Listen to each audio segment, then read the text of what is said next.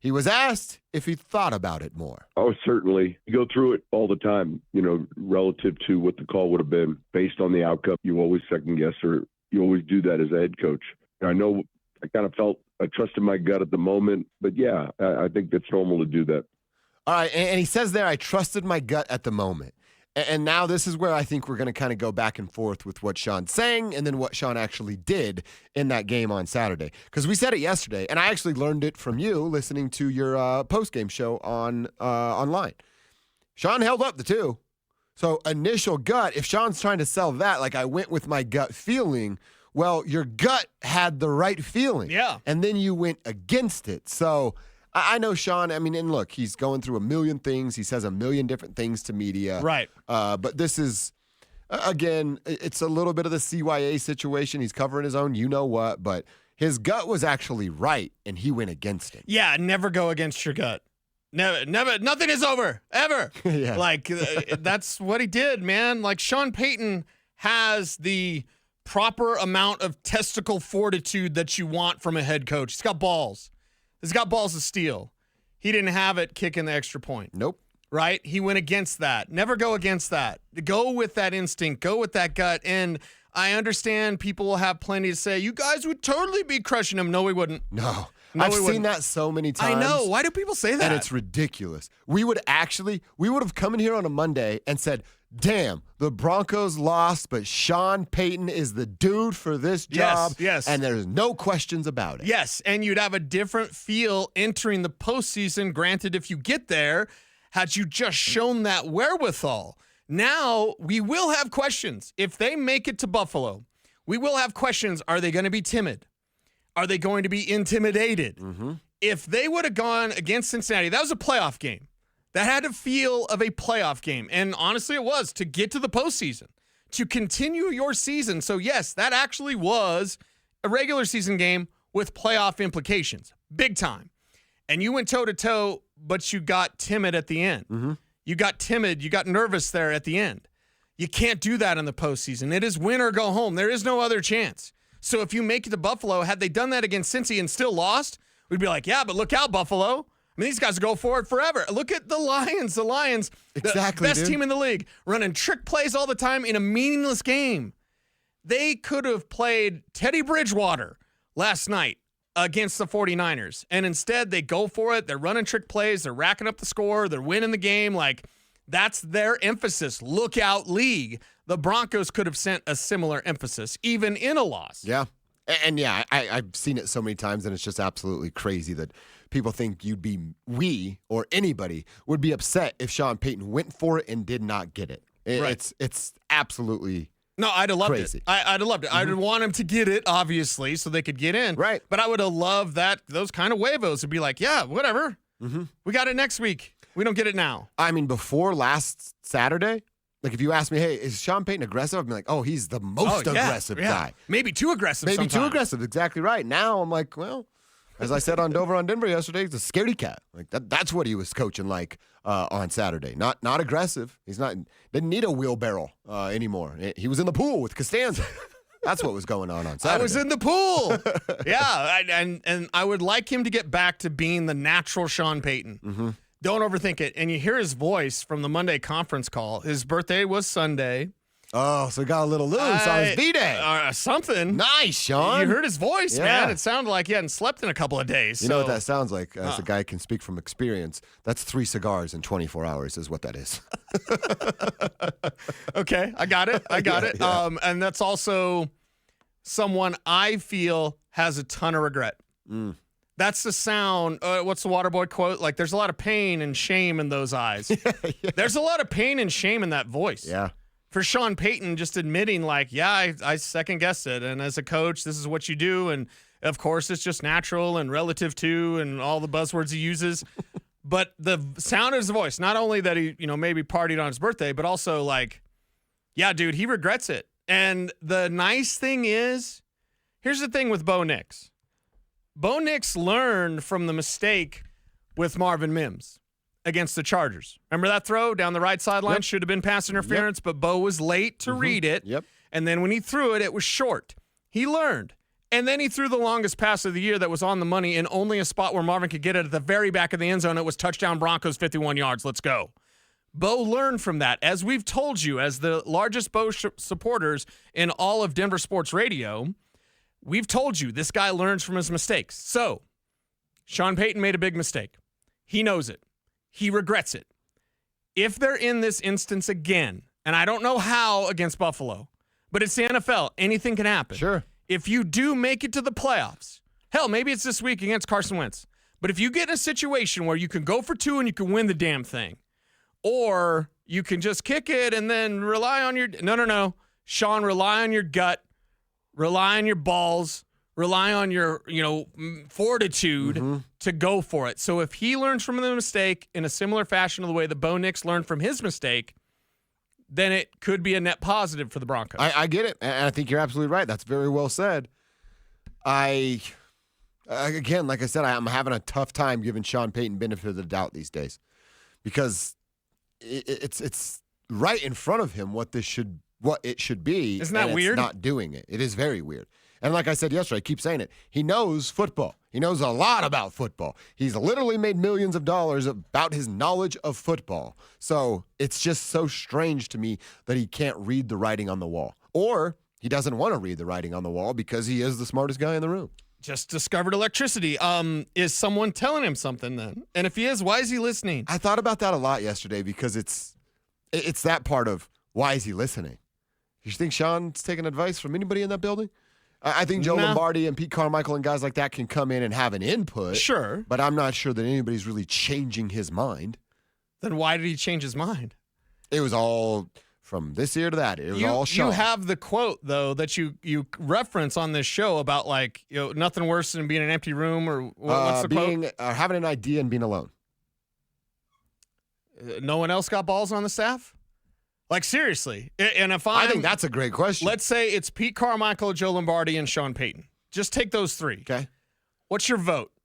How many nuts you putting on the line, right? What's your vote here? Because if I'm Joe Lombardi, I'm like, go for it, coach. And then coach is like, I don't know. What do you think, Pete? Go for it, coach. We're going for it, guys. So it's either he's listening to people that don't have the same fortitude. Maybe I should stop talking about testicles so much. Maybe they don't have the same fortitude as him. What happened to Cecil? Balls all the time, so he's gone. Maybe he should listen to his own fortitude, or the guys around him. You got to nut up, man. Something's going on here, and I didn't like it. I didn't like that decision. See, and I don't. My perception of what it is with Carmichael and Lombardi is that they will be the guy to check in from time to time, but they're never going to hold him back or hold him down. You know what I mean? Like, you could say, I disagree. I would go for it here, but you're never going to tell Sean, no, you're wrong, Sean. That's my perception. Well, then they need to care more. And I'm not saying they don't care, and I like Joe. I don't know Pete very much, but I like Joe a lot. I chuckle when people say, what does he do? Okay, Joe does quite a bit. I do like him. But if that's what you're saying is true, then they need to change the way that they approach things. Someone needs to go to Sean, and they need to hash it out in the 20 seconds or whatever they have to hash it out. That needs to be a committee, a conference, something, so that you make the best decision based on the moment. They hadn't punted. Right. Cincinnati did not punt in regulation. Well, it's Joe Burrow. Should it be VJ? Hey, I can't do anything, coach. Go for it. Who says it, dude? BJ's just trying to keep his job right now. You know what I mean? Yeah. Go get another sack so I can please keep my job, hopefully. I'm not sure who it is. Yesterday we said it's Bo Nix, but it's still rookie Bo Nix. You know what I mean? If Sean doesn't want to be alone in a room with the only idea, or have an idea and being alone, someone else didn't have the idea? Someone else wasn't saying go for it? Joe Lombardi, what kind of coach are you? Do you coach with nervousness, or do you coach with the fortitude? Or he's just simply a yes man, and that's what Sean surrounded himself with. I know people say that, and I'm not saying that you're saying that, although you just kind of did. No, I'm just suggesting that might be one of the scenarios. There's a lot of fans that think that. Joe's just there to say, yes, sir, no, sir, right away, sir. No, Joe Lombardi has his own mind. Sean Payton would listen to Joe Lombardi. He would. So if Joe puts it out there. Exactly. Joe, It's on you, man. In that moment, he needs you, whether it's in the headset or in person, whether it's yelling or talking or suggesting. Someone needs to haze Sean in that right direction, because in-game Sean, there's something that needs to be altered.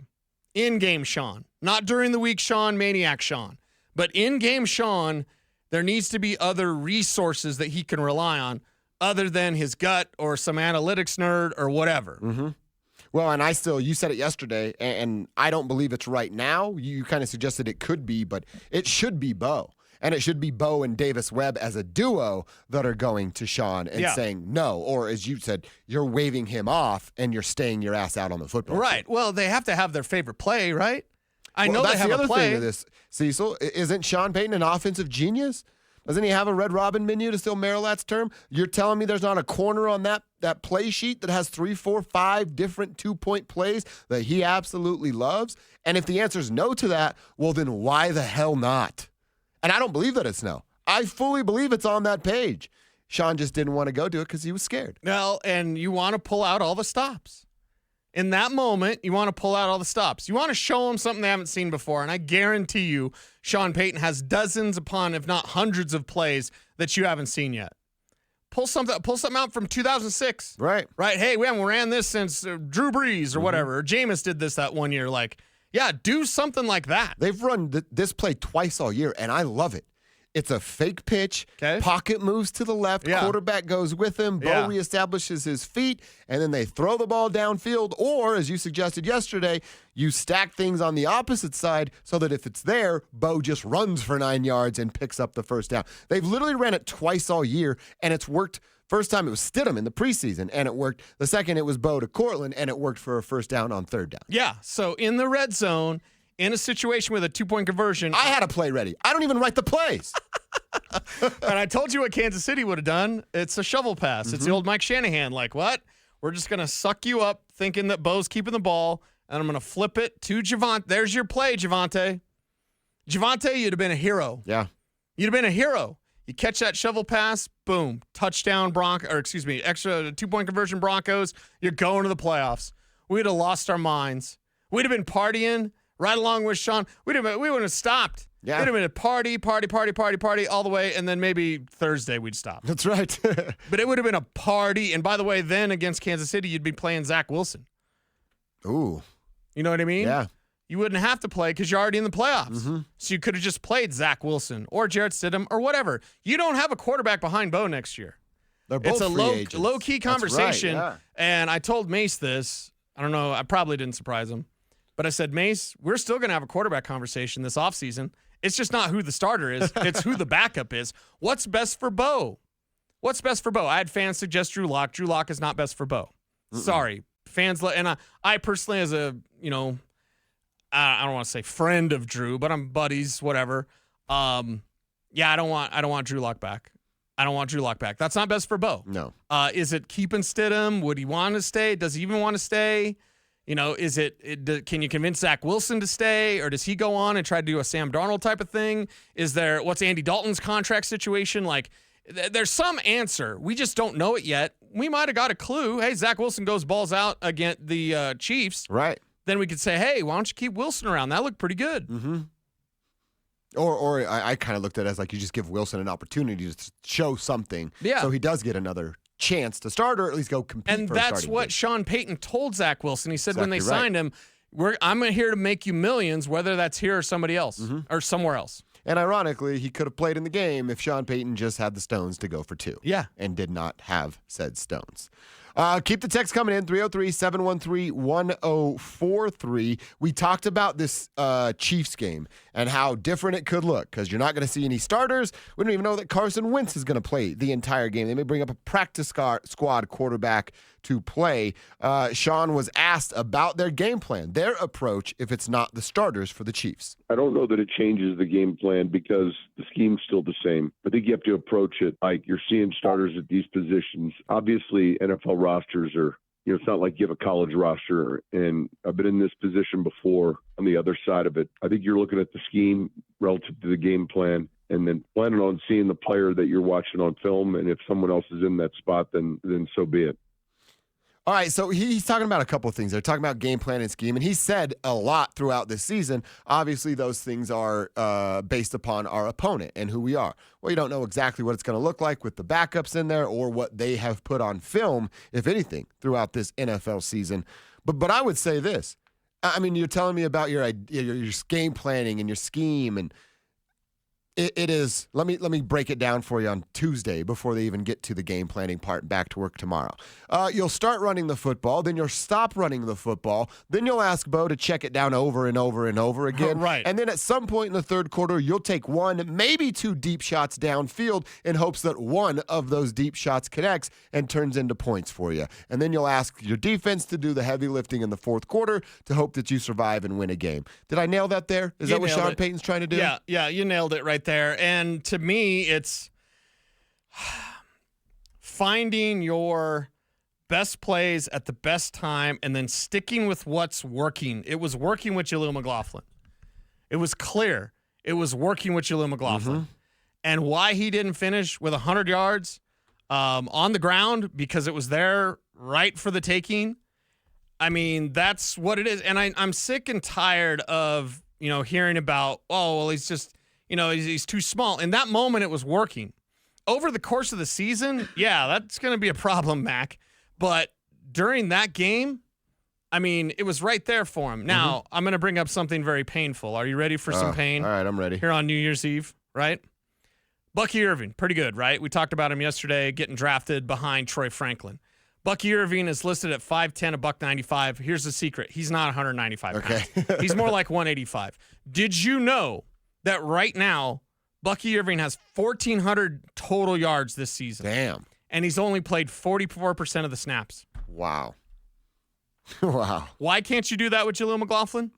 You should have drafted Bucky Irving, that is clear. Mm-hmm. But the guy that has 1,400, this is rushing and receiving, 1,400 total yards.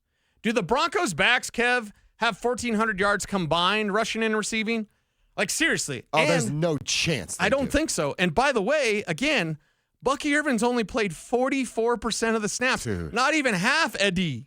So, one, the answer, you should have drafted Bucky Irving, not Troy Franklin. But two, why can't Jaleel do that? Stop giving me this, he's so small and just, you got to do this. And no, do exactly what the Buccaneers are doing with a back who is the same size. Yep. And has a skill set that Bo Nix is very comfortable with from his days at Oregon together. Only two backs last year in FBS football caught 50-plus passes, Bucky Irving and Blake Watson. Why isn't the answer Blake Watson? Why are you sitting here? Why are you so loyal to Javonte? Why are you waiting for Estime to do something and you don't give him any time? If Jaleel is producing like that, continue to give him the ball. And people that have said, even on YouTube, hi, YouTube, how's it going? What up, YouTubers? Like, comment, share, subscribe, hit the notification bell so that you never miss a vid. I've seen people comment and say, well, hey, Estime's your guy. No. My guy's the guy that gets it done. My guy is honestly Blake Watson, but he doesn't even get an opportunity. When he does, he looks good, and then he doesn't get an opportunity. Yeah. So if you're telling me my guy, Blake Watson, is buried on the depth chart because of Estime and Javonte and Jaleel, well, use the other guys then.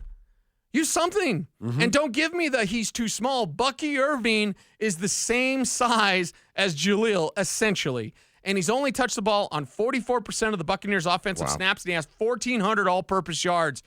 What the Broncos are doing with their run game is wrong-headed. Kev has the math. 17-15 total.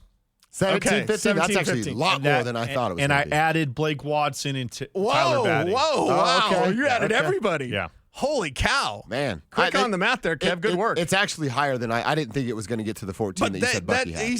How many guys is that? That's like 5 guys? That's 5 guys. That's 5 guys. I'm not talking about the burgers. That's 5 guys to do what one guy has done on half of the snaps. That's all of the snaps.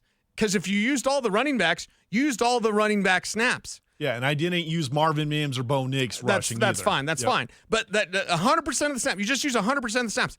He's done that on 44% of the snaps. Damn. What's going on? That's incredible. And I was looking it up. I didn't know the name top of my head who the coordinator was in Tampa Bay, Liam Cohen. Yeah. Who's a guy off his Sean McVay stuff, was a coordinator for the Rams, went to Kentucky. Liked Baker when he was there with the Rams. Baker, and now obviously doing what he's doing with Tampa Bay with Baker again and with Bucky Irving. And this is a guy that he's been in the NFL since 2020. Sean Payton's done this for over 20 years. This guy's done it since 2020. And do you know what Liam Cohen said when they drafted Bucky Irving, already having Rachaad White there? Do you know what he said? No, what'd they say? Liam Cohen said, this is the type of back that we want to use. Now, it took some time for Bucky, but he's clearly a star player for them. Jaleel McLaughlin could be the same thing. So it's not about my guy, your guy, his guy. I guess it's about Sean's guy. Who is Sean's guy? It's always about Sean's guy. Why can't he find a guy? Why can't, like, if Javonte's not your guy and clearly 0 carries last week, he's not your guy. But Estime's got some skill, but you don't give him the ball. Jaleel's getting it done, but you'd stop. You didn't give him the ball enough. Exactly. So where's the disconnect? And if Jaleel's not your guy, why is he not your guy? Well, what does it take? Like, how did Javonte get to be your guy? You know what I mean? What does it take to be your guy? What does it take to fall out of being your guy? And how can Jaleel be that guy? Is it because of the safety thing? Again, are we back to like cautious Sean? If there is a cautious Sean, if he's got the little angel on one shoulder and the devil on one shoulder, Sean, don't listen to the cautious Sean. No. All right? Listen to that other Sean. Listen to that Sean that wants you to go for it. Listen to the Sean with the wheelbarrow. That's all right. Not the Sean in the Zippo, the Speedos. No. Zippo. The Speedos. Yeah. Let's give the pyromaniac the Zippo. Yeah, don't listen to the Sean in the Speedos, Sean. Listen to the Sean with the wheelbarrow. Need the wheelbarrow guy. Anything better smelling than a Zippo? Like the way that smells when you light it up. I don't know why I like that thing so much. But it smells good. Old as a rare cigar smoker. My youngest daughter, Avery, is so upset if I smoke a cigar. Really? Like really, really upset. Wow. I don't even know why, but I appreciate her so. To me, like old tobacco, like pipe smoke. Oh, like a like an old, like corn cob pipe or whatever. Yeah. That smoke, that actually smells good. Do people still do that anymore? I don't know. I've got one in my garage. I haven't put any tobacco in it ever. I Really? think my old boss gave it to me. It's just a novelty gift kind of thing. Yeah, but it's a real like old timey like pipe. So Okay. Yeah, if you're a corn cob smoker, tell us. 303-713-1043. It's been a while since I've seen one of those things out there in the public. One more thing I wanted to hear from Sean Payton. We talked about him a little bit earlier and what he's done over the last, we could probably give him a month, has been outstanding work. But Sean talked about the improvement from Marvin Mims. I think we've just kind of seen his confidence grow, both as a receiver, as a runner, as well as a returner. And it's great to see. Obviously, it was an explosive play the other night. The catch he makes at the end of the game was unbelievable. So he's got that vertical speed. He works his tail off at it. I think he's good with the ball in his hands as a runner as well. So liking what he's seeing out of Marvin Mims, we've talked about it kind of turning into, I don't know if I can fully go there yet, man. Fully, man. But as close to a joker that Sean has had in Denver is what Marvin Mims is right now. You're finding a way to get it done. You're finding a way to get it done with Marvin Mims and not Jaleel McLaughlin. Why? Fair question. Think of that. Well, I mean, he was creative enough to use Marvin that way. Nobody thought Marvin would be a joker. It took him, 13 weeks to figure that out. I mean, he did it, though, right? Yeah, you're right. Better late than never. He's had Jaleel on his team for 2 years. Fair point, dude. Fair point. What's Jaleel got to do, man? You going to get there at 4 now? I don't know. If Jaleel doesn't have more than 10 carries this weekend, then we'll be right back to the situation we were with the running backs for the first 10 weeks. You have to win to get in. And you have to run to win. So we shall see. All right, want to give you a